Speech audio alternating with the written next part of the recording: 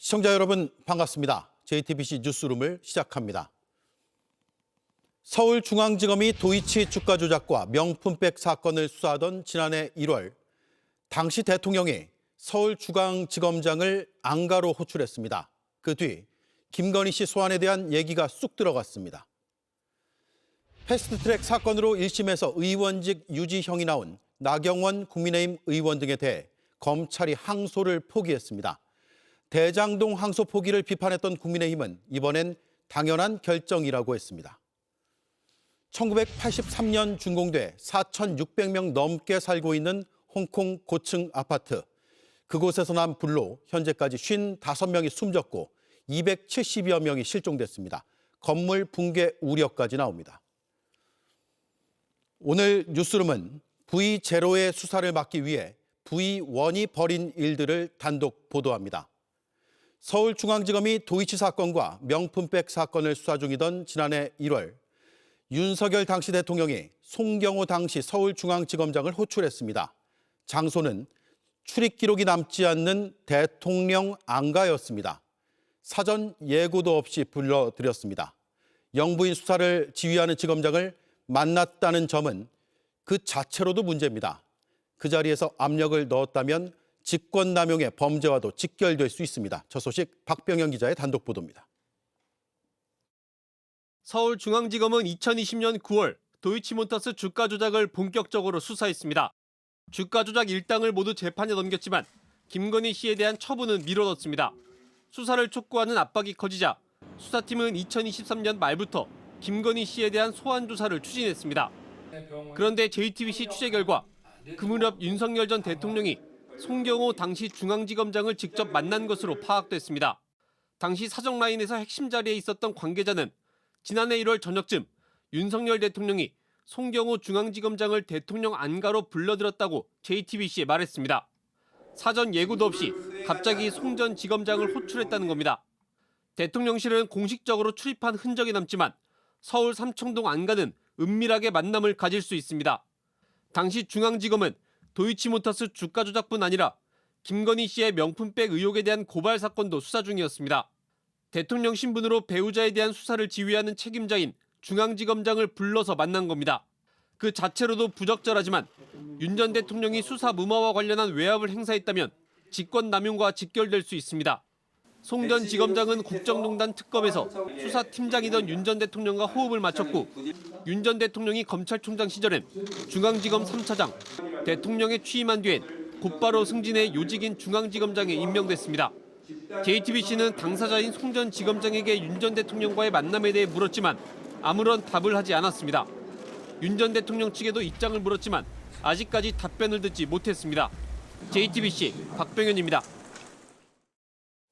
지난해 1월은 송경호 당시 서울중앙지검장이 교체될 수 있다는 말들이 나오던 때입니다.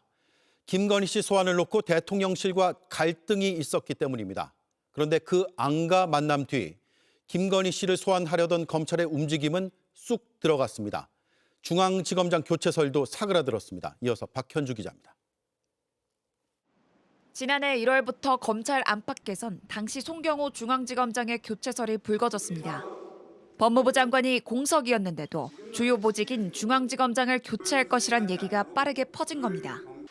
박성재 전 법무부 장관의 국회 인사청문회에서까지 언급됐습니다. 대통령 아주 가까운 분이다 이렇게 알려져 있었는데 최근에 김건희 여사 수사 처분과 관련해서 내부에서 여러 이견이 있고 부딪힘이 있어서 검사장 교체 계획이 있다. 아직 제 청문회 준비도 바빠서 생각해 본 적도 없습니다. 네. 송 전 지검장이 도이치모터스 주가 조작 사건으로 김건희 씨의 소환 조사를 추진하면서 대통령실과 갈등을 빚었기 때문이라는 겁니다. 중앙지검장을 교체하려 하자 검찰총장이 사퇴 의사를 표명했다는 보도까지 나왔지만 이원석 당시 검찰총장은 긍정도 부인도 하지 않았습니다. 이 일로 이제 총장님께서 사퇴 의사까지 좀 표명하셨다는 얘기들이 나오는데 인사와 관련해서는 제가 여러분께 더 드릴 말씀이 없습니다. 하지만 중앙지검의 김건희 씨 소환 조사 움직임은 더 이상 없었고 송전지검장 교체설도 빠르게 수면 아래로 가라앉았습니다. 예상을 깨고 정기적인 검찰 고위 간부 인사까지 미뤄졌습니다. 당분간 인사 개편 미루신다고 하셨는데 좀 이유가 있으실까요? 우선 밀린 일들이 많은 것 같아서 인사보다는 업무를 더 열심히 하는 것이 더. 이를 두고 지난해 1월에 있었던 윤 전 대통령과 송전지검장의 안가에서의 만남이 영향을 준 것 아니냐는 분석이 나옵니다. 김건희 씨 소환 조사 계획을 멈추는 대신 송전지검장 교체도 없었던 일로 끝냈을 수 있다는 겁니다. 하지만 지난해 5월 이원석 당시 검찰총장의 지시로 김건희 씨를 수사할 전담팀이 꾸려지자 송전지검장을 포함한 중앙지검 지휘 라인은 결국 교체됐습니다. JTBC 박현주입니다. 네, 저희는 당시 서울중앙지검의 수사팀 관계자에게 그때의 상황을 들을 수 있었습니다. 김건희 씨를 소환하려 하자 대통령실이 강하게 반발했다는 내용입니다. 당시 대통령실에선 이재명은 구속 못하면서 김건희는 조사하냐는 격한 반응까지 나왔다고 합니다. 연지환 기자입니다. 서울중앙지검 수사팀은 도이치모터스 주가 조작과 관련해 2023년 7월 김건희 씨를 상대로 서면 조사를 했습니다. 하지만 김건희 씨 사건을 곧바로 처분하지 못했습니다. 2023년 말 결국 수사팀은 김건희 씨의 소환 조사가 필요하다고 판단했습니다. 당시 중앙지검 수사팀 관계자는 JTBC에 서면 조사만으로는 수사 종결이 어려워 김건희 씨에 대한 소환 필요성이 제기됐다며 송경호 당시 중앙지검장에게 보고됐다고 말했습니다. 해당 관계자는 그 뒤에 있었던 대통령실 반응도 전했습니다. 용산에서 이재명은 구속 못 시키면서 왜 김건희를 조사하느냐는 격한 반응이 있었다며 하필 김건희 씨의 명품백 동영상이 공개됐던 시점이라 윤 전 대통령이 분노했던 것으로 안다고 말했습니다. 대통령실의 반발 때문에 김건희 씨 소환을 더 이상 추진하지 못했다는 취지입니다. 그리고 지난해 5월 송경호 당시 중앙지검장 등 기존 지휘 라인이 물러나고 새로 교체된 지휘부가 수사를 맡았습니다. 수사는 검찰총장도 배제된 채 진행됐습니다. 제가 수사지휘권이 배제된 상황이기 때문에 따로 말씀드리지는 않겠습니다. 중앙지검은 총장의 사전 보고도 하지 않고 김건희 씨를 출장 조사한 뒤 무혐의 처분했습니다. 윤석열 전 대통령이 주장했던 대로 사건이 마무리된 겁니다. 도이친이 하는 이런 그 사건에 대한 특검 문제도 사실은 지난 정부 한 2년 반 정도 사실상은 저를 타겟으로 해서 검찰에서 특수부까지 동원해서 정말 치열하게 수사를 했습니다. 하지만 김건희 씨를 주가 조작 공범으로 구속해 재판에 넘긴 특검은 별도 팀을 꾸리고 검찰이 봐주기 수사를 했는지 확인하고 있습니다. JTBC 연지환입니다. 2024년 1월은 국민의힘 안에서도 김건희 씨 문제로 시끄럽던 때였습니다. 한동훈 당시 비대위원장 쪽에선 사치, 난잡한 사생활이란 말까지 하며 마리 앙뚜아네트에 빗댔습니다. 한 전 위원장은 김 씨의 사과를 요구했습니다. 그러다 역으로 사퇴 압박에 몰렸고 화재 현장에 찾아가 대통령에게 고개 숙여 인사했습니다.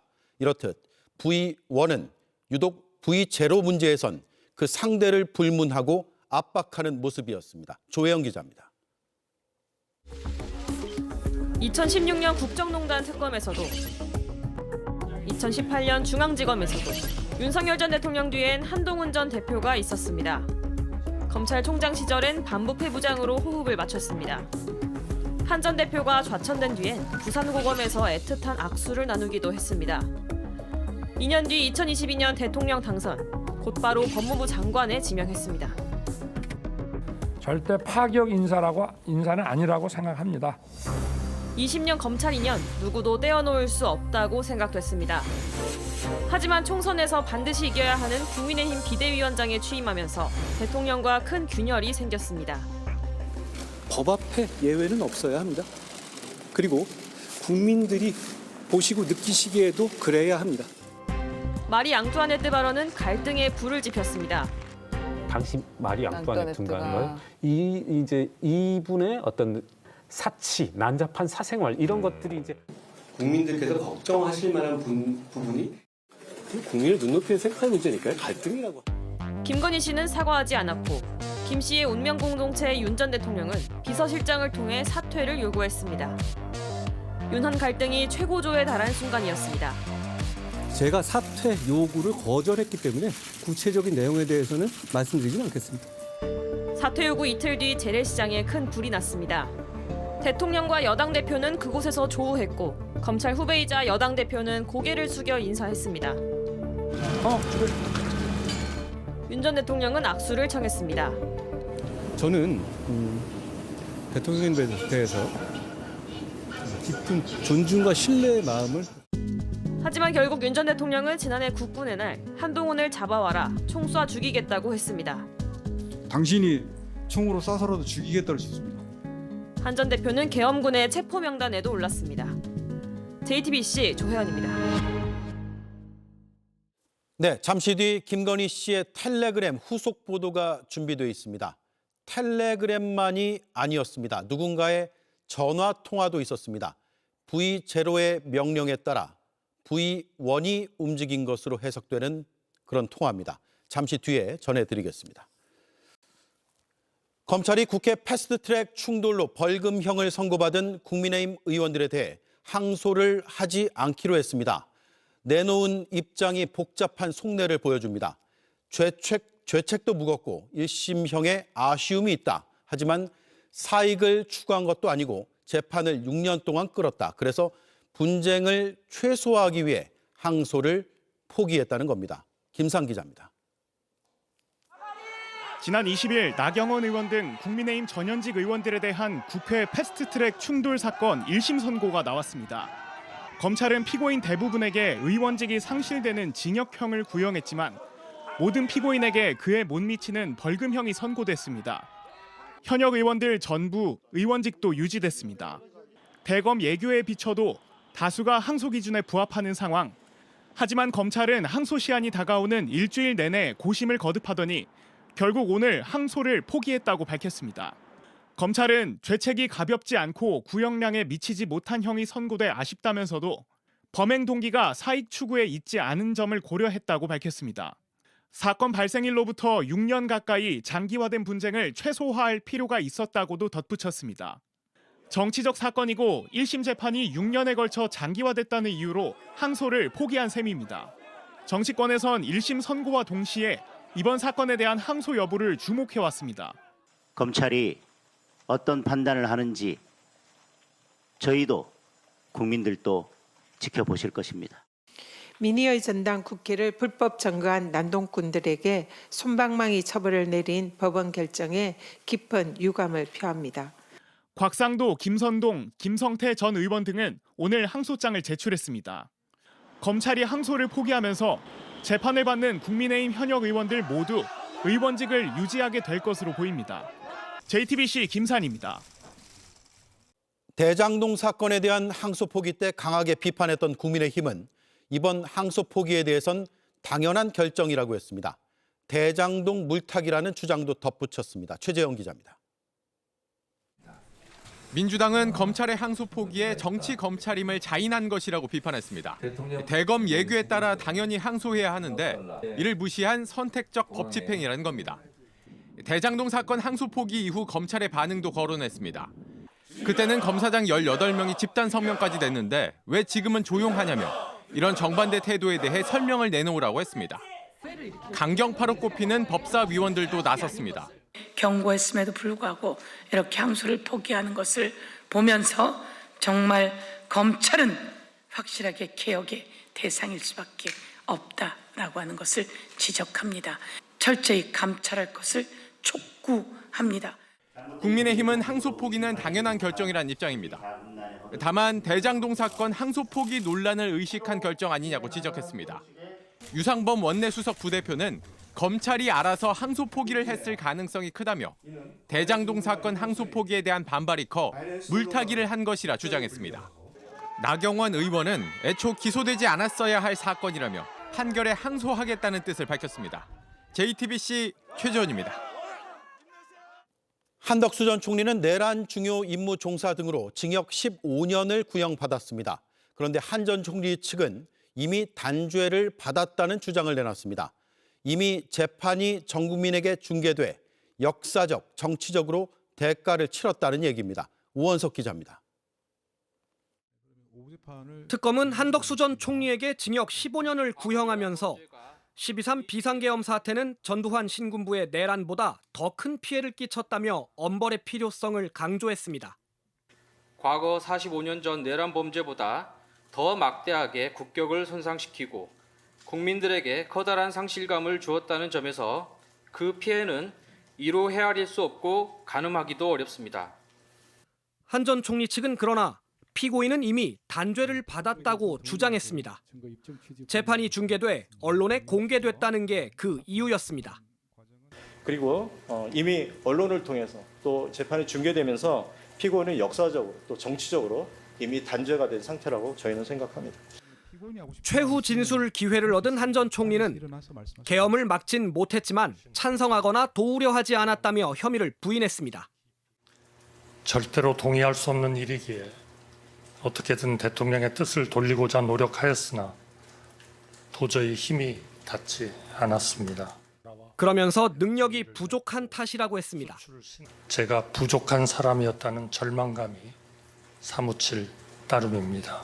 저는 그 괴로움을 죽는 날까지 지고 가야 할 사람이라고 생각합니다. 그러나 한 전 총리가 계엄 선포 전 국무위원들에게 전화를 돌리며 국무회의 출석을 체근했다는 증언은 이미 재판에서 공개된 바 있습니다. 좀 더 빨리 오시면 안 되냐 말씀을 서너 차례 하셨던 것으로 기억합니다. 계엄 선포 뒤엔 이상민 전 장관과 단둘이 남아 문건을 상의하는 CCTV 영상도 남아 있습니다.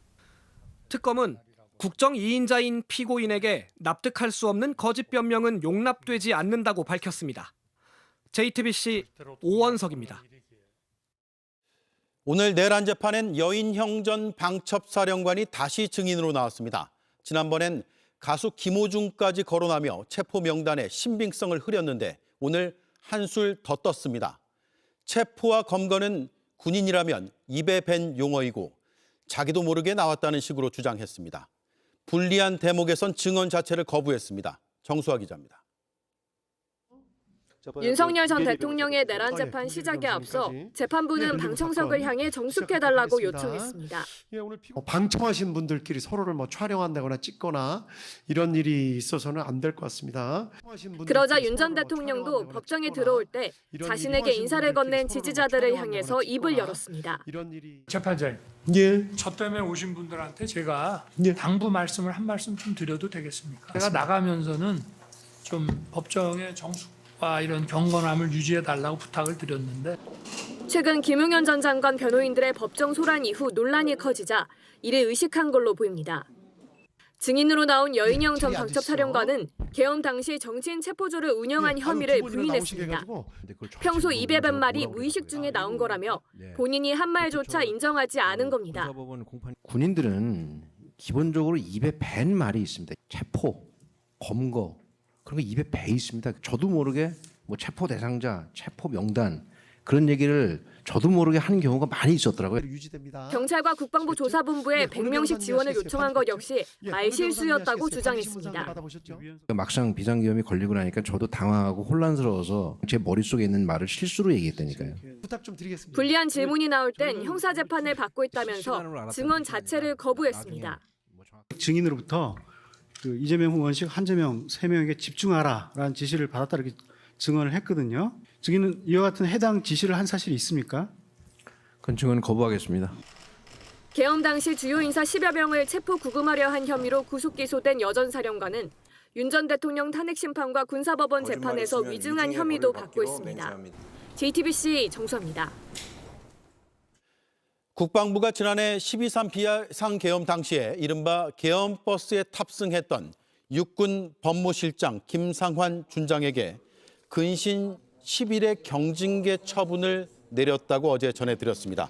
그런데 김민석 국무총리가 이를 취소하고 징계 수위를 엄정 재검토하라는 긴급 지시를 내렸습니다. 김 총리는 문제가 있음을 알면서도 계엄버스에 탑승했고 당시 계엄 사령관에게 지체 없는 계엄 해제를 건의할 의무가 있음에도 하지 않았다며 징계 수위가 낮다는 취지로 지적했습니다. 국방부는 조만간 징계위원회를 다시 열고 징계 수위를 재검토할 것으로 보입니다. 12월 3일 계엄 1년 되는 그날 추경호 국민의힘 의원의 구속 여부가 결정될 것으로 보입니다. 추 의원은 계엄 해제 표결을 방해한 혐의, 다시 말해 내란 중요 임무 종사 혐의를 받고 있습니다. 체포동의안이 오늘 국회를 통과했습니다. 강희영 기자입니다. 정성호 법무부 장관이 추경호 국민의힘 의원의 체포동의안 설명에 나서자 비상계엄 해제를 막으려는 윤석열이 내란 행위에 협력하여 내란 중요 임무에 종사했다는 것입니다. 야당 쪽에서 고성이 터져 나옵니다.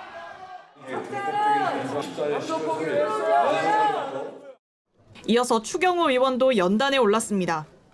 국회의 계엄 해제 표결을 방해한 사실도 없습니다. 위헌 정당 해산으로 몰아가 보수 정당의 맥을 끊어버리겠다는 내란몰이 정치 공작입니다. 추 의원은 지난해 비상계엄 당일 당시 원내대표로서 의원총회 장소를 여러 차례 바꿔 계엄 해제 표결을 방해했다는 의혹을 줄곧 반박해왔지만 체포동의안은 여당 주도하에 국회를 통과했습니다. 가결되었음을 선포합니다. 국민의힘은 모두 표결에 불참하며 거세게 반발했습니다. 야당을 말살함으로써 일당 독재를 꿈꾸고 있는 이 천인공을 막무가내 작태 막아야 하지 않겠습니까? 국민의힘 소속 현역 의원에 대한 체포동의안 가결은 통일교 불법 정치자금 수수 혐의를 받는 권성동 의원에 이어 두 번째입니다. 추 의원의 구속 여부는 계엄 1주년인 다음 달 3일 결정될 가능성이 큽니다. 국민의힘은 기각을 기대하고 있지만 영장이 기각되고 더불어민주당의 내란몰이가 종식되면 이제 민주당이 저지르고 있는 진정한 내란에 대한 국민의 심판이 시작될 것입니다. 계엄 1년과 맞물려 닥친 내란 특검의 압박과 거세질 여당의 위헌정당 해산 공세, 위기감은 더 커지고 있습니다.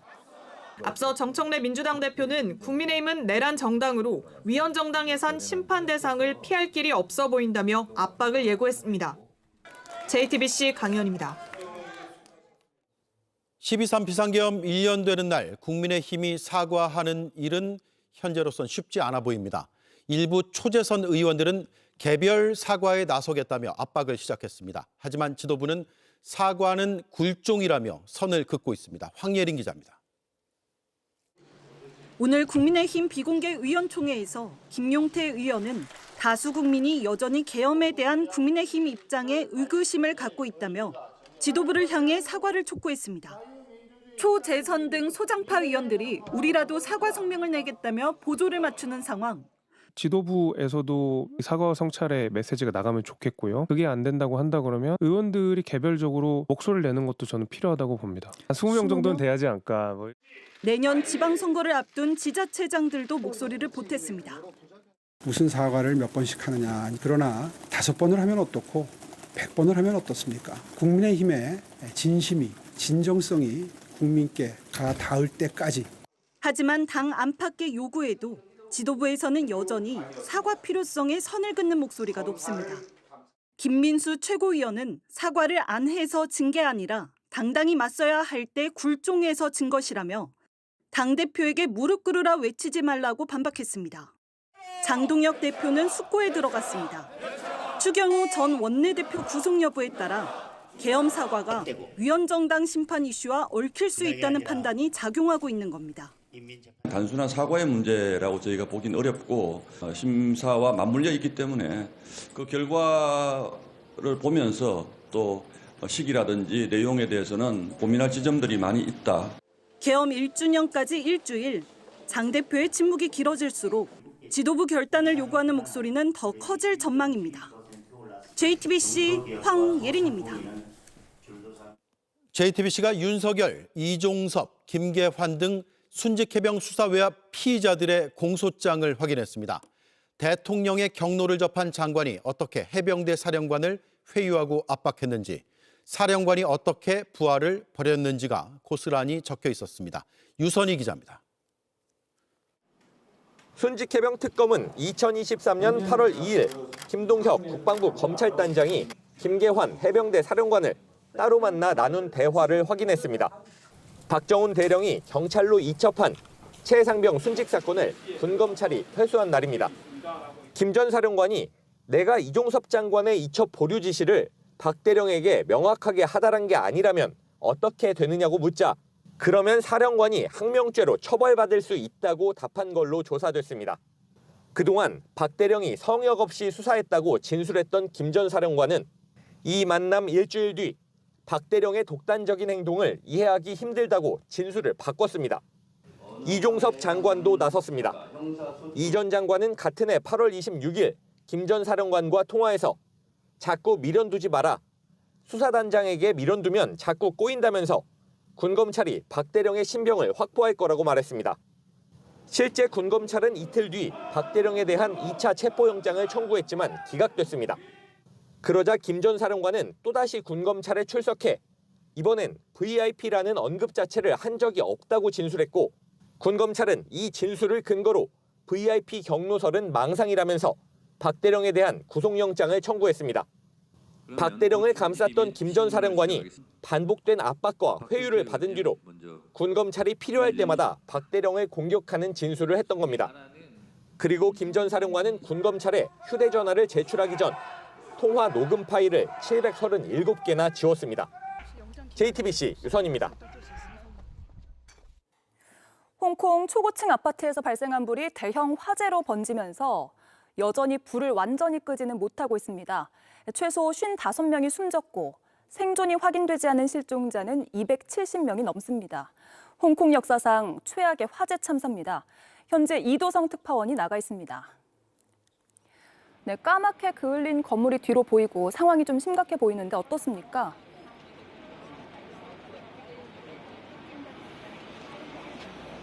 네, 어제 오후 시작한 홍콩 아파트 화재는 여전히 이어지고 있습니다. 지금 제 뒤로 보이는 것처럼 불길이 여전히 타오르고 있는데요. 연기와 유독가스가 함께 피어오르고 있으면서 마스크를 쓰지 않고서는 숨을 쉬기가 불편한 상황입니다. 전체 아파트 8개 동 가운데 7개 동에서 불이 났는데 현재는 여전히 4개 동에서 고층부를 중심으로 진화 작업이 이어지고 있습니다. 네, 인명피해가 계속해서 늘어나고 있는데 아직 행방을 찾지 못한 주민도 많다고요.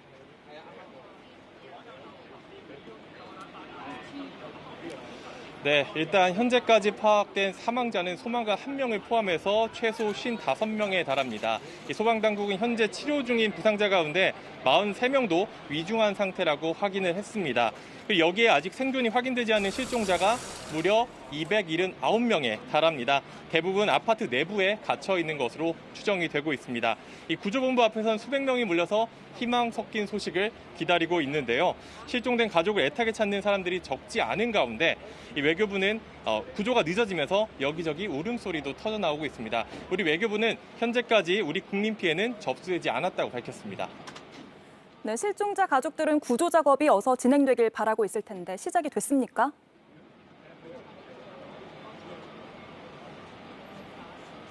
네, 구조는 계속 이어지고 있고 현재 경찰 수색대가 구조 작업을 세우는 모습도 포착이 됐습니다.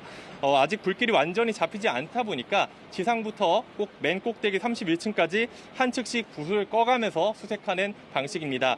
이 아파트 단지가 1980년대에 지어져서 이 가운데 통로를 중심으로 날개 모양으로 배치된 구조입니다. 그렇다 보니까 수색 작업에 어려움을 겪고 있는 상태입니다. 이 화재 원인에 대한 조사도 이뤄지고 있는데요. 홍콩 경찰은 이 건설회사 관계자 3명을 과실치사 혐의로 구속해서 조사를 이어가고 있습니다. 이번 화재로 애도 분위기가 확산하면서 문화 행사에도 영향을 주고 있습니다. 내일부터 열릴 예정이던 한국 대중음악 시상식은 홍콩 배우들이 불참을 알린 가운데 연기 가능성도 흘러나오고 있습니다.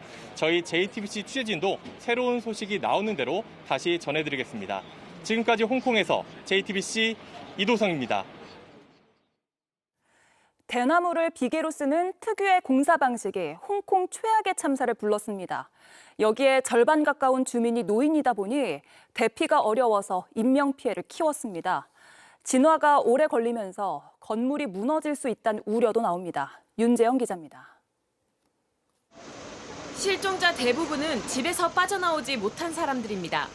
전체 주민의 절반 가까운 2천여 명이 65세 이상 노인이다 보니 빠르게 번지는 불길을 피하지 못했습니다. 這家人喺入邊啊，打唔到電話啊，我屋企係雲梯啊。所以我睇住佢由第6座燒到第5座，一路燒過嚟，佢都唔淋水，我都唔見有啲消防去射水喎。我哋而家真係好慘啊，都唔知想點啦而家。 불길이 건물 7동을 한꺼번에 집어삼킨 건 홍콩 특유의 공사 방식이 원인이었습니다. 보수 공사를 하며 값싸고 구하기 쉽다는 이유로 건물 외벽에 대나무 비계를 둘렀는데 이게 불쏘시개가 됐습니다. 불길은 대나무와 그물망을 타고 건물과 건물을 오가며 순식간에 번졌습니다. 내부에서 승강기 창문을 막는 데 쓰인 스티로폼도 불길 확산에 한몫했습니다. 유독 가스가 퍼지며 소방당국은 내부에 쉽사리 진입하기 어려웠던 것으로 전해집니다. 주민들은 화재 경보기가 작동하지 않았고 불길을 잡는 데 너무 많은 시간이 걸리고 있다며 당국 대응에 분통을 터뜨리고 있습니다. WhatsApp 我老豆，跟佢嗰陣時先知原來着火，因為而家做緊大維修咧，其實啲窗啊閂晒、封晒，入邊係唔知出面發生咩事。 엎친 데 덮친 격으로 화재가 길어지면서 콘크리트 포결 현상으로 건물이 붕괴할 가능성도 나옵니다. 홍콩 역사상 최악의 참사로 기록될 웡푸코트 아파트 화재. 진화와 구조가 속도를 내지 못하는 가운데 소방당국의 고심이 깊어지고 있습니다. JTBC 윤재영입니다. 예고해드린 대로 김건희 씨 텔레그램 후속 보도를 시작하겠습니다. 지난해 5월 김 씨가 자신의 수사와 김혜경, 김정숙 여사, 김명수 전 대법원장 수사를 사실상 지휘한 것 외에 윤석열 당시 대통령이 그달에만 박성재 법무부 장관과 여러 차례 통화한 내역을 확인했습니다.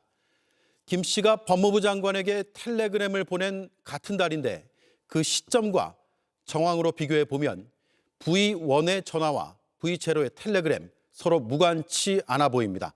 김혜리 기자가 취재했습니다. 김건희 씨는 박성재 전 법무부 장관에게 지난해 5월 텔레그램을 보냈습니다. 내 수사는 어떻게 되고 있냐며 대검이 맡고 있냐고 했고 김정숙, 김혜경 수사는 어떻게 되어가냐고 했습니다. 그리고 김명수 수사는 2년이 넘었는데 왜 방치되고 있냐고 질책하듯 물었습니다. 아무것도 아닌 대통령 부인이 검찰총장을 지휘하는 법무부 장관에게 부적절한 문자를 보낸 겁니다. 그런데 JTBC가 확보한 통화 내역에 따르면 윤 전 대통령은 김건희 씨가 메시지를 보내기 전후로 박 전 장관에게 여러 차례 전화했습니다. 지난해 5월 2일 이원석 당시 검찰총장은 서울중앙지검에 김건희 씨 명품백 사건 수사 전담팀 구성을 지시했습니다. 그리고 이틀 뒤인 4일 오전 9시 36분 윤 전 대통령은 박 전 장관과 약 1시간 15분간 통화했습니다. 김건희 씨가 박 전 장관에게 텔레그램 메시지를 보내기 바로 전날입니다. 박 전 장관이 검찰총장을 패싱하고 대규모 인사를 내기 직전에도 전화가 집중적으로 이루어졌습니다. 인사 전날인 5월 12일 윤 전 대통령은 박 전 장관에게 4번 전화를 걸었습니다. 통화는 총 42분간 이루어졌습니다. 그리고 5월 15일 오전 8시 12분쯤 박 전 장관은 윤 전 대통령에게 전화를 걸어 약 10분간 통화를 했습니다. 이처럼 윤 전 대통령이 길을 터주고 김건희 씨가 수사에 관여한 게 아니냐는 의혹이 제기되는 이유입니다. 지난해 5월 김건희 씨 수사 지휘 라인은 전부 교체됐고 김건희 씨는 황제 조사를 받은 뒤 명품백 사건과 주가 조작 사건 모두 무혐의 처분을 받았습니다. 대통령은 검찰 수사를 지휘할 수 없고 당연 법무부 장관에게 지시할 수 없습니다. 대통령 부인이 장관에게 연락한 건 그 자체로 매우 부적절합니다. 모두 수사로 밝혀져야 할 부분입니다. JTBC 김혜리입니다. 네, 정리하면 지난해 5월 당시 윤석열 대통령은 박성재 법무부 장관에게 전화를 했습니다. 그리고 같은 달 김건희 씨가 박성재 장관에게 텔레그램을 보냈습니다. 당시 대통령은 사정기관을 담당하는 민정수석에게도 여러 차례 전화했습니다. V0를 위해 전방위로 뛰었던 걸로 보입니다. 당시 검찰은 디올백 전담팀을 꾸리고 김건희 씨 소환을 논의하고 있었습니다. 윤정주 기자입니다. 대통령실은 민정수석실을 새로 만들고 지난해 5월 7일 이 자리에 김주현 전 민정수석이 임명됩니다. 윤 전 대통령이 대선 때 내건 민정수석실 폐지 공약을 번복하고 임명한 인사입니다. 대통령의 제가 당선이 되면 어떠한 그 사정과 그 수사에도 일절 관여하지 않겠다는 뜻에서 민정수석실을 폐지하겠다는 말씀을. 김건희 씨 수사를 위해 검찰이 명품백 전단팀을 꾸린 직후입니다. 이 때문에 임명 당시부터 검찰에 대한 장악력을 의식한 인사란 지적이 나왔습니다. 특히 윤석열 전 대통령은 같은 날 김주현 민정수석에게 집중적으로 전화했습니다. 검찰 인사 발표 다음 날인 지난해 5월 15일 두 차례에 걸쳐 16분간 통화했습니다. 지난해 5월에만 윤 전 대통령은 민정수석과 무려 23차례나 전화합니다. V0라 불리던 김건희 씨가 법무부 장관의 월권적 메시지를 보낼 무렵 남편인 대통령은 사정기관을 책임지는 두 축, 법무장관과 민정수석에게 잇따라 전화를 한 겁니다. 김 전 수석은 연수원 18기로 27기인 이원석 당시 검찰총장보다 9기수 선배입니다. 윤 전 대통령 부부가 박성재 전 장관에게 연락할 무렵 윤 전 대통령과 김 전 수석이 집중적으로 통화한 만큼 김건희 씨 수사와 관련된 내용으로 소통한 것인지 확인이 필요해 보입니다. JTBC 윤정주입니다. 네, 대통령 배우자 수사를 막기 위해 대통령 부부가 전방위적으로 움직였다는 내용을 전해드렸습니다. 박병영 기자가 나와 있습니다. 김건희 씨가 박성재 전 장관에게 텔레그램을 보낸 그달, 지난해 5월이잖아요. 다시 한번 정리를 해볼까요? 예, 지난해 5월은 김건희 수사를 해야 한다는 이원석 검찰총장과 이에 부정적이었던 박성재 법무부 장관의 갈등이 극에 달했던 때입니다. 검찰총장은 사건 수사를 지휘하고 그런 총장을 지휘하는 게 법무부 장관입니다. 총장의 지시로 명품백 전담팀이 꾸려지자 법무부는 검찰 물갈이 인사를 단행했습니다. 검찰총장이 완전히 패싱된 인사였습니다. 바로 이런 상황에서 김건희 씨가 법무부 장관에게 본인 수사는 어떻게 되고 있냐라는 텔레그램까지 보냈습니다. 김혜경, 김정숙 두 여사 수사까지 체근하며 장관을 질책했고 대통령이 법무부 장관에게 직접 연락을 하기도 한 겁니다. 예, 다시 한번 정리해 볼게요. 지난해 5월 5일 김건희 씨가 텔레그램 메시지를 보낸 거죠. 맞습니다. 박성재 전 장관에게요. 그리고 박성재 전 장관에게 윤석열 대통령, 당시 대통령이 전화해서 통화한 게 5월 15일이네요. 맞습니다. 예. 자, 그리고 동시에 사정기관을 담당하는 대통령실의 민정수석에게도 전화를 했다는 거죠. 예, 앞서 보신 대로입니다. 일단 김주현 전 민정수석에 임명된 배경을 주목해 볼 필요가 있습니다. 검찰 수사에 관여하지 않겠다며 민정을 폐지했던 게 윤석열 전 대통령의 공약이었습니다. 그런데 김주현 전 수석은 당시 검찰총장보다 9기수 선배입니다. 박성재 전 장관은 총장보다 10기수 위 선배입니다. 대통령 역시 검찰총장 출신입니다. 완벽한 수직관계, 지휘관계가 성립된 겁니다. 예. 당시에도 이런 우려가 있었는데 현실화된 거라고 볼 수 있습니다. 네. 자, 그 전화 통화 내용까지 더 취재는 해봐야겠으나 여러 정황들, 시점, 그리고 통화한 상대 이런 것들 종합해 보면 당시 영부인 수사를 막기 위한 움직임이 전방위적으로 있었다고 우리가 추정해 볼 수 있는 거죠. 대통령이 관여를 했다면, 수사에 관여했다면 그 월권 아닙니까? 당연한 월권입니다. 무엇보다 자신의 배우자와 관련된 수사력을 행사를 했다면 범죄 행위가 될 수 있습니다. 예. 지난해 1월 윤석열 전 대통령이 송경호 전 지검장을 대통령 안가로 저녁 무렵에 불러들인 정황이 새롭게 드러났습니다. 삼청동 안가의 출입 기록은 남지 않습니다. 흔적이 남지 않는 그곳으로 군 사령관들과 경찰총장을 불러 계엄을 지시했고 계엄 해제 이후엔 법무부 장관과 법제처장 등이 이곳에 모였습니다. 철저히 배후에 가려진 대통령의 권한이 집약된 안가라는 장소에 배우자 수사를 담당하는 일선의 지검장을 부른 것으로 볼 수 있습니다. 예, 대통령 안가로 갔다 온 당시 송경호 서울중앙지검장. 그때 김건희 씨 수사에 대한 입장이 어땠습니까? 안가 호출 전엔 수사를 해야 한다는 입장이었던 것으로 파악됩니다. 2023년 12월 명품백 수수 의혹과 관련해 검찰 고발 사건이 있었고 도이치모터스 주가 조작 사건에선 김건희 수사를 촉구하는 압박이 커졌습니다. 중앙지검 내부에서도 김건희 소환이 필요하다는 의견이 지휘부에 전달됐던 때입니다. 당시 중앙지검은 대통령실과 김건희 측에 소환 조율을 시도하기도 했습니다. 대통령실은 불쾌하다는 반응이었고 이원석 당시 검찰총장, 송경호 지검장을 불신임한다는 이야기가 나왔습니다. 예. 이런 지검장을 안가로 불어들인 정황이 드러난 만큼 이 두 사람이 어떤 대화를 나눴는지도 수사를 통해 밝혀져야 할 부분입니다. 예, 상당히 의혹이 더 증폭되고 있는데 김건희 특검이 지금 한 달 남은 상황 아니겠어요? 당시 대통령실과 검찰을 수사를 해야 이게 밝혀질 텐데 수사가 가능합니까? 김건희 특검에서는 지금 도이치 주가 조작 사건과 명품백 의혹 사건의 무혐의 처분 과정을 들여다보고 있습니다. 담당 검사들을 직무유기 등의 혐의로 수사 중인데 결국 모든 의혹의 정점은 윤석열 전 대통령입니다. 김건희 특검은 약 한 달간의 수사 기간만을 남겨놓고 있습니다. 검찰 시스템을 붕괴시킨 이 사안을 수사하기엔 조금 모자른 수사 기간일 수도 있습니다. 예. 김건희 특검법을 개정해 수사 기간을 연장해서라도 이번 사건에 대한 진실 규명 반드시 필요해 보입니다. 예, 진실 규명 필요해 보이고요. 이게 거슬러 올라가 보면 비상계엄과 연관이 돼 있을 수도 있다는 추정까지도 가능하죠.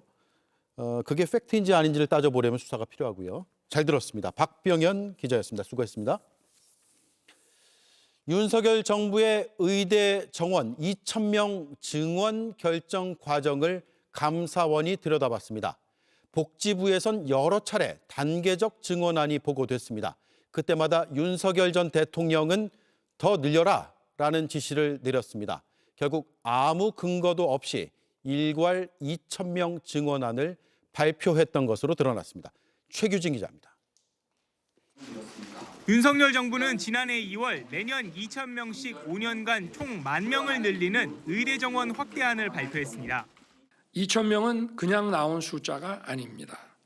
말씀드린 대로 정부는 통계와 연구를 모두 검토하고 현재는 물론 미래의 상황까지 꼼꼼하게 챙겼습니다. 하지만 2,000명으로 정한 건 사실상 윤 전 대통령이 밀어붙였기 때문이었던 것으로 감사원 감사 결과 드러났습니다. 보건복지부는 2023년 6월 6년간 500명씩 3,000명 증원안을 보고했지만 윤 전 대통령은 매년 1,000명 이상을 요구했고 4개월 뒤 4년간 5,000명 증원안을 내놓자 더 늘리라고 지시했습니다. 단계적 증원안을 제시했지만 그때마다 윤 전 대통령은 퇴짜를 놓은 겁니다. 이후 10년 뒤 의사 수급뿐 아니라 현재 부족한 의사 숫자도 포함해 계산하라는 대통령실 지시가 내려왔고 증원 규모는 10,000명에서 15,000명으로 확대됐습니다. 매년 2,000명이란 숫자가 처음 나온 건 2023년 12월 이관섭 정책실장을 통해서였습니다. 조규홍 당시 보건복지부 장관은 900명 단계적 증원안도 함께 보고했지만 윤 전 대통령은 받아들이지 않았습니다. 어차피 의료계 반발은 있다는 이유에서였습니다. 결국 지난해 2월 2,000명 일괄 증원안이 발표됐고 의료계는 곧장 반발하며 파업에 들어갔습니다. 논리적 정합성이 부족하였고 의료현안협의체 협의와 보정심 심의의 절차적 정당성 확보가 미흡하였습니다. 감사원은 대학별 의대 정원 배분 과정에서 현장 점검도 하지 않았고 배정 기준도 일관되지 않아 타당성, 형평성이 저해됐다고 밝혔습니다. JTBC 최규진입니다. 30대 만취 승객이 아버지 뻘 나이에 60대 대리기사를 폭행한 뒤 차에 매단 채 1km 넘게 달려서 숨지게 했습니다. 폭행 당시 차량 블랙박스엔 대리기사의 비명소리만 가득했고 도로 CCTV엔 정신을 잃은 기사를 매달고 달리면서 이리저리 부딪히는 모습이 담겼습니다. 송혜수 기자입니다. 새벽녘 인적이 드문 도로에 흰색 차량이 멈춰 있습니다. 운전석 문이 열리더니 한쪽 발만 불쑥 나타납니다. 대리운전기사 60대 김모 씨입니다. 안에 있던 30대 만취 승객 A씨는 김 씨의 모자도 내던집니다. 360도 돌아가는 CCTV가 다시 차량을 비췄을 때 운전석엔 축 늘어진 김 씨의 상반신이 떠밀려 나와 있었습니다. 만취 승객은 김 씨를 매단 채 운전을 시작합니다. 김 씨 몸이 바닥에 질질 끌리고 마주오던 차량과 부딪혀도 아랑곳 않고 계속 운전합니다. 저희 아버지를 억지로 밖으로 밀어낸 다음에 근데 저희 아버지는 안전벨트를 풀리지 않은 상태에서 그 안전벨트에 몸이 걸려서 매달린 상태가 된 거고 피가 거꾸로 솟는 것 같더라고요. 너무 잔인하고 너무 참혹해서. A씨는 김 씨를 매단 채 1.5km를 내달렸고 김 씨는 머리 등을 크게 다쳐 끝내 숨을 거뒀습니다. A씨는 차 안에서 김씨를 마구 폭행했던 것으로 조사됐습니다. 저희 아버지가 운전을 하시는데 갑자기 폭행으로 인해서 블랙박스 상에서는 저희 아버지 비명으로 시작을 하고요. 그리고 저희 아버지는 바로 정찰을 하셨고, 근데도 이 가해자는 폭행이랑 욕설을 멈추지 않고 이제 물리력을 행사해서 A씨는 경찰에 기억이 안 난다고만 진술한 것으로 파악됩니다. 김씨는 이날 대리비 4만 원을 받고 A씨 차량의 운전대를 잡았습니다. 너무 끔찍한 거예요. 너무. 제 아버지 그 상태로 가면서 얼마나 그 긴 거리를 얼마나 고통스럽고 막 무서웠을까 이런 생각이 좀 많이 들었고. 경찰은 지난 20일 A씨를 살인 등 혐의로 구속 송치했습니다. JTBC 송혜수입니다. 충북 청주에서 실종된 50대 여성의 차가 43일 만에 충주호에서 발견됐습니다. 차에서 혈흔이 발견됐지만 여성은 없었습니다. 이 차를 버린 건 전 남자친구였는데 차 번호판까지 바꿔가면서 수사에 혼선을 줬습니다. 경찰은 이 남성을 긴급 체포했습니다. 정영재 기자입니다. 캄캄한 밤, 차 한 대가 호수로 연결된 좁은 길을 따라 내려갑니다. 2분 뒤 차는 온데간데 없고 그 길에서 한 남성이 걸어 나옵니다. 지난달 14일 충북 청주에서 퇴근길에 실종된 50대 여성이 타고 있던 차입니다. 차를 버리고 나오는 50대 남성은 여성의 전 남자친구입니다. 경찰은 어제 오전 남성을 용의자로 지목해 긴급 체포하고 충주호에서 차를 건져 올렸습니다. 경찰은 여성이 실종된 다음 날 새벽 이 차량이 청주의 한 도로에 마지막으로 포착된 뒤 사라져 계속 찾아다녔습니다. CCTV를 피해 길을 돌고 역주행하는 모습이 수상쩍었던 겁니다. 남성은 차량 번호판까지 바꿔 거래처에 숨겨놨습니다. 수사망이 좁혀오자 지난 24일 저녁에 차를 버렸다가 꼬리가 잡힌 겁니다. 거래처 탐문 중에 그 사실을 어제 알게 됐었고, 거기 피의자가 타고 들어오고 나가는 게 그걸 주요 단서로 해서 체포하게 된 것이고. 차 안에선 혈흔이 나와 감식 중입니다. 피해 여성이 실종 당일 타고 다닌 차량입니다. 43일 만에 차는 찾았지만 여성은 아직 발견되지 않았습니다. 경찰은 차량의 동선을 따라 청주 옥산저수지 일대를 수색하고 있습니다. 남성은 경찰 조사에서 여성을 때린 건 사실이지만 살해하진 않았다며 혐의를 부인하고 있습니다. 차를 왜 숨기고 유기했는지는 진술하지 않았습니다. 경찰은 휴대전화 포렌식 등을 통해 혐의를 보강한 뒤 구속영장을 신청할 계획입니다. JTBC 정영재입니다.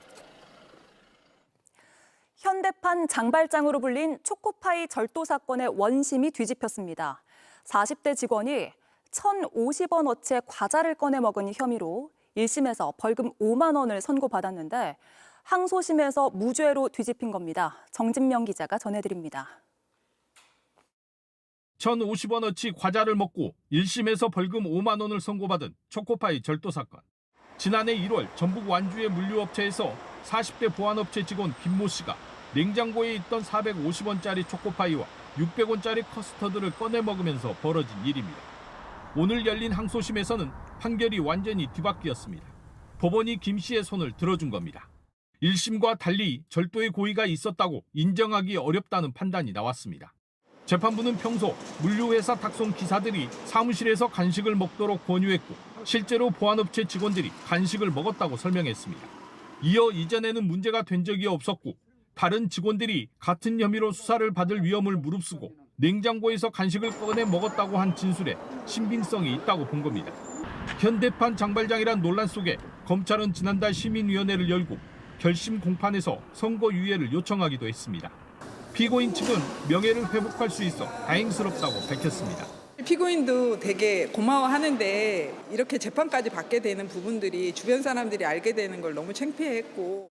이번 무죄 판결로 김 씨는 다시 경비 업무를 할 수 있을 것으로 보입니다. 검찰은 판결문을 보고 상고 여부를 검토하겠다는 짧은 입장만 밝혔습니다. JTBC 정진명입니다. 네, 오늘 전국에 비가 왔죠. 강원 산지엔 대설특보가 내려지면서 많게는 8cm의 눈이 쌓였다고 합니다. 강원 한계령에 조승현 기자 나가 있습니다. 네, 조 기자, 주위로 눈이 쌓여 있고 지금도 내리는 것 같은데 얼마나 내린 건가요? 네, 강원도 인제와 양양을 잇는 고갯길인 이곳 한계령에는 오늘 오전 10시쯤부터 눈이 내리기 시작했습니다. 지금까지도 이렇게 눈발이 쏟아지고 있고요. 또 주위에는 이 내린 눈이 쌓여 있는 모습도 볼 수 있습니다. 그리고 주위 나무에 하얀 눈꽃이 핀 모습도 함께 보실 수가 있습니다. 여기서 멀지 않은 이 고성 향로봉과 홍천 구룡령엔 1cm 남짓한 눈이 쌓였습니다. 비록 많은 양은 아니지만 이곳을 찾은 관광객들은 때이른 겨울 풍경을 만끽했는데요. 직접 이야기 들어봤습니다. 우리 사는 진주에는 이 눈 보기가 힘든데 이게 오니까 한계령 이게 오니까 막 눈을 보니까 참 기분도 상쾌하고. 네, 지금 화면을 보니까 눈발이 꽤 굵어 보입니다. 오늘 강원 산지엔 대설특보가 내려지기도 했는데 눈이 많이 왔습니까? 네, 말씀하신 대로 기상청은 오늘 정오에 강원 산지와 내륙 지역인 화천 양구에 대설주의보를 발표했습니다. 대설주의보 기준이 되는 5cm를 넘어서 최대 10cm가 쌓일 걸로 예보했었는데요. 조금 전인 저녁 6시까지 실제 적설량은 가장 많은 화천 광덕산이 8.5cm로 예상보단 조금 적었습니다. 이 기상청은 강수량 자체가 적고 또 기온이 높아서 눈이 덜 쌓였다고 설명했습니다. 지금은 대설특보는 모두 해제된 상태입니다. 네, 오늘 아침에도 꽤 쌀쌀했는데 내일 아침은 오늘보다 더 춥다고요? 네, 오늘 아침 최저 기온은 이 서울이 3.8도, 강원도 정선 영하 2.8도, 대전이 1.2도였습니다. 내일 아침은 오늘보다 기온이 더 떨어지는데요. 서울 영하 1도, 철원 영하 5도, 대전 0도, 부산도 4도가 예상됩니다. 이 바람까지 강하게 불어서 내일 아침 출근길 옷차림 단단히 하셔야겠고요. 특히 오늘 내린 비나 눈이 얼어붙을 수 있어서 차량 운행에도 주의가 필요합니다. 네, 잘 들었습니다. 강원 인제군 한계령에서 조승현 기자가 전해드렸습니다. 순수 우리 기술로 만든 우주 발사체 누리호 4호기가 어두운 밤하늘을 뚫고 13기의 위성 모듈을 목표 궤도에 올려놓았습니다. 성공 소식이 들리자 시민들도 연구원들도 환호했는데요. 정부는 앞으로 매년 한 번 이상 누리호를 발사하겠다는 계획을 내놨습니다. 정아람 기자입니다. 발사대에 우뚝 서 있는 누리호. 오전 1시 13분 최종 카운트다운이 시작됩니다. 5, 4, 3, 2, 엔진 점화. 이륙.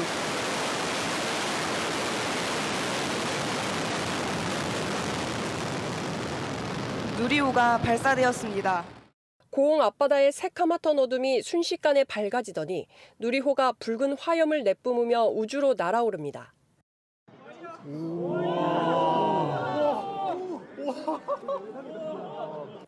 처음 보는 야간 발사 장관에 여기저기서 환호성이 터져나옵니다. 너무너무 좋았어요. 그냥 밤하늘을 별하고 같이 쏴서 올라가니까 정말 환상적이었어요.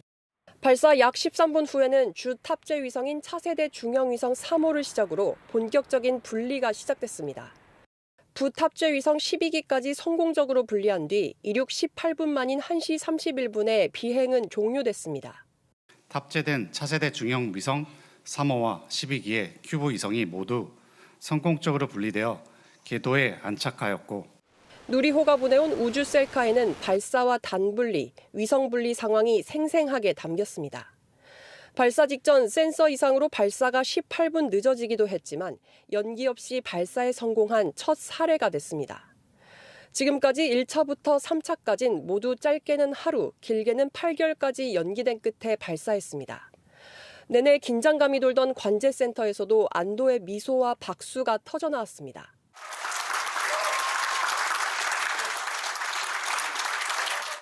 이재명 대통령도 가슴 벅차다는 소감과 함께 아낌없는 투자를 약속했습니다.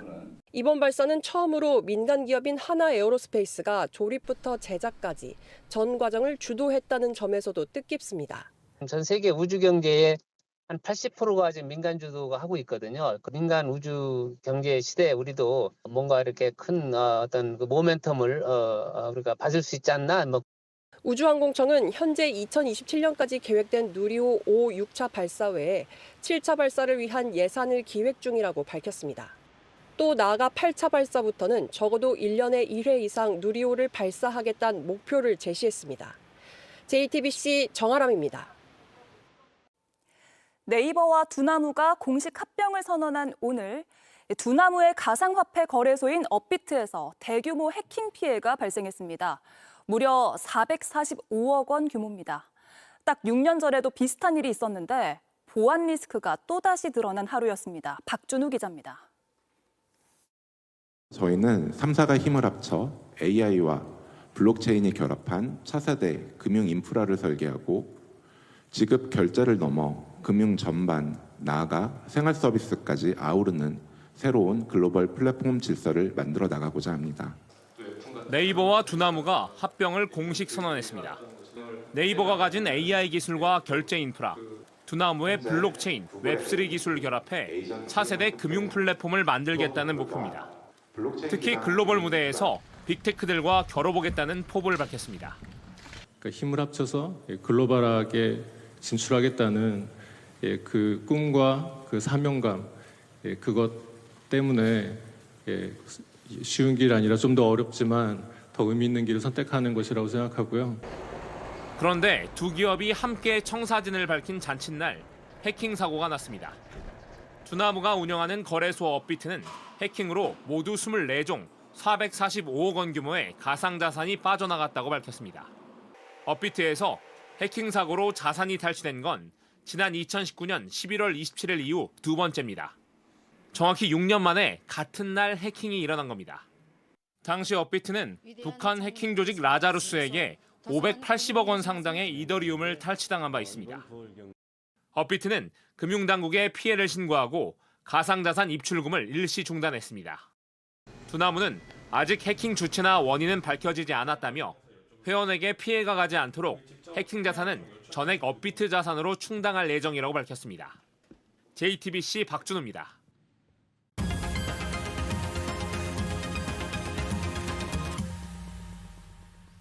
비하인드 뉴스 정치부 이성대 기자 나와 있습니다. 시작할까요?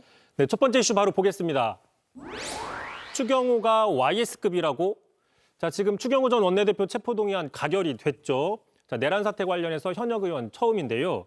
이 표결에 앞서서 장동혁 대표가 체포동의안을 비판하면서 갑자기 YS, 그러니까 김영삼 전 대통령 사례를 언급했습니다. 예. 자, 어떤 내용인지 먼저 들어보시죠.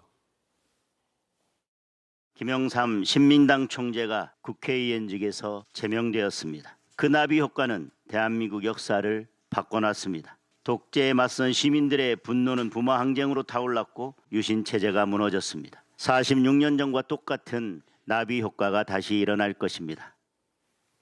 예, 갑자기요. 추경호 전 원내대표 체포동의 처리가 YS 제명과 같은 파장을 미칠 것이다. 이런 주장입니까? 뭐 그렇게 분석이 되는 것이죠. 계속해서 좀 보시면요. 장동혁 대표는 자, 추경호 전 원내대표 체포동의안은 46년 전과 똑같은 나비 효과를 일으킬 것이고 이게 단순한 가결이 아니라 이재명 정권 몰락의 트리거가 될 것이다라고 강하게 비판을 했습니다. 예. 그런데 이 체포동의안과 의원직 제명을 단순 비교하는 것은 좀 무리가 있다라는 분석이 있는 게 자, 지금 우리나라 헌정사에서 의원직 제명은 YS가 유일하죠. 자, 그런데 이 체포동의안 처리는 그동안 여러 차례 있었습니다.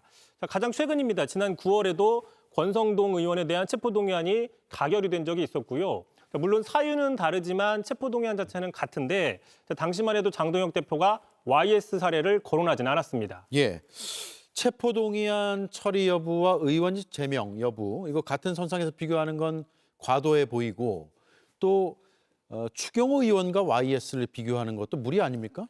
그렇습니다. 게다가 또 장동혁 대표의 주장은 본인의 행보에 비춰볼 때도 좀 앞뒤가 맞지 않는 측면이 보이고 있는데요. 자, 지난 25일이었습니다.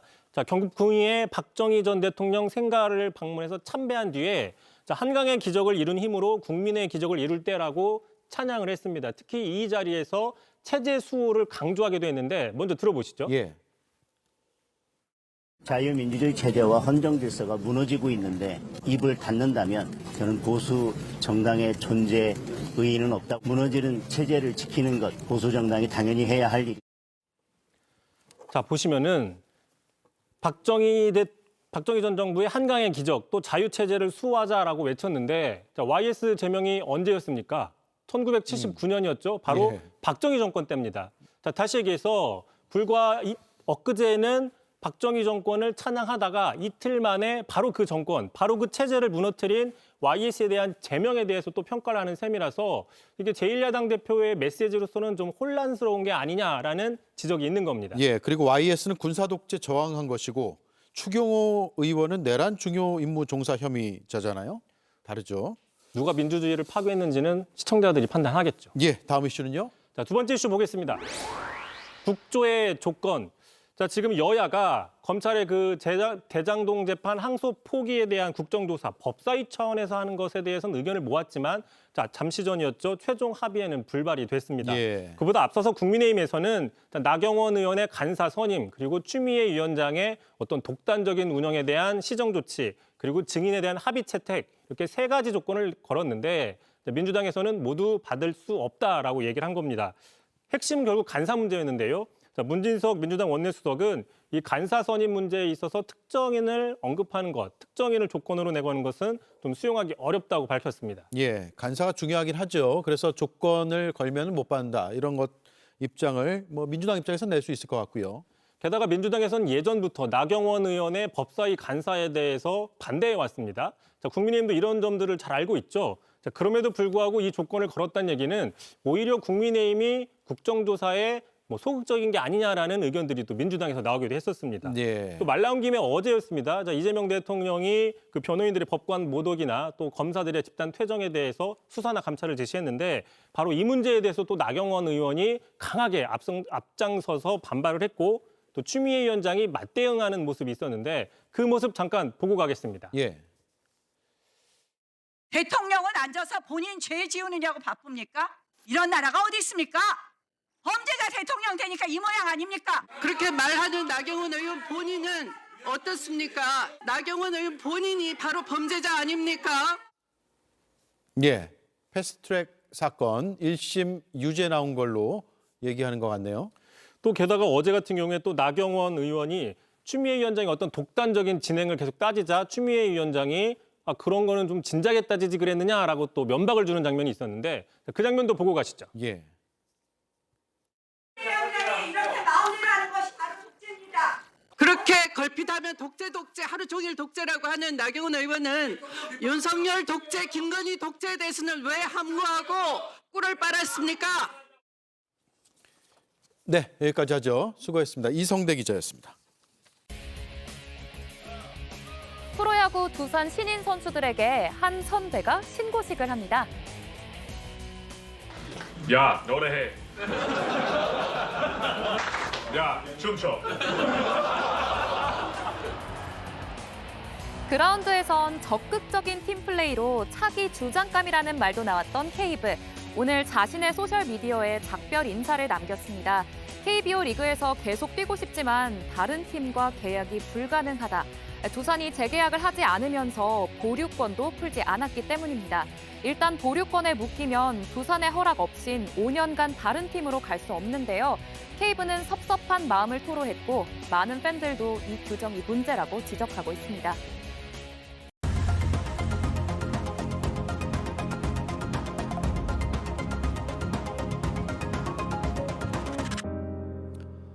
검거와 체포, 군인들은 입에 뱀말이다. 여인형 전 사령관이 법정에서 한 한마디입니다. 본인이 실행한 정치인 체포 지시는 자기도 모르게 튀어나온 헛말이었다는 겁니다. 내가 이때 체포한 말을 왜 썼지? 솔직히 저도 헷갈립니다. 자신이 작성한 메모도 부정하며 일기에 빗댔습니다. 그냥 메모는 그냥 저 혼자 그냥 이런저런 생각 이렇게도 적었다 저렇게 적었다 그게 답니다. 그냥 혼자 일기 쓴 거 가지고. 지난 재판에선 생뚱맞게 가수 이름을 대며 체포 명단의 신빙성을 흐리더니 오늘은 한 발 더 나아갔습니다. 군인은 원래 그렇다는 식으로 자신이 먹칠한 군을 또다시 끌어들이고 무심결에 아무렇게나 내뱉고 아무렇게나 끄적였다는 공궁한 주장까지 이 황망한 사족을 들으며 오늘의 한마디가 떠올랐습니다.